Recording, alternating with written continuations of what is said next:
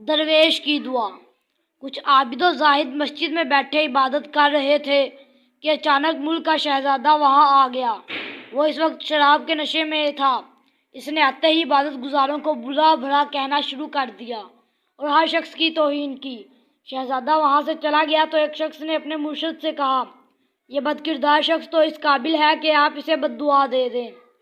جس طرح اس نے آج خانہ خدا اور ہماری توہین کی ہے، خدا جانے اس طرح کتنے لوگوں سے کیا ہوگا۔ مرید کی یہ بات سن کر مرشد نے دعا کے لیے ہاتھ اٹھائے اور دعا مانگنے لگا، اے اللہ شہزادہ تو بہت اچھا ہے، اسے ہمیشہ آسودہ اور خوش رکھنا۔ مرشد کی زبان سے یہ دعا سنی تو مرید بہت حیران ہوا۔ اس نے کہا، یہ تو بہت ہی عجیب بات ہے کہ آپ ایک فاسق و فاجر شخص کے حق میں آسودگی اور راحت کی دعا کر رہے ہیں۔ مرشد نے جواب دیا، خاموش رہ، جو کچھ ہم جانتے ہیں تو نہیں جانتا۔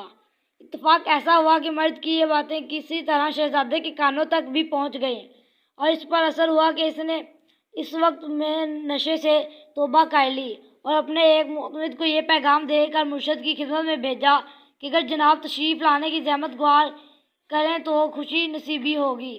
مرشد نے دعوت قبول کر لی اور شہزادے پر یہ واضح کر دیا کہ زندگی گزارنے کا جو ڈھنگ ہے اس نے اختیار کیا ہے وہ موجب ہلاکت ہے۔ شہزادے کا دل نصیحت قبول کرنے پر آمادہ تھا۔ اس نے اسی وقت شراب نوشی سے توبہ کی اور گانے بجانے، ساز و توڑے اور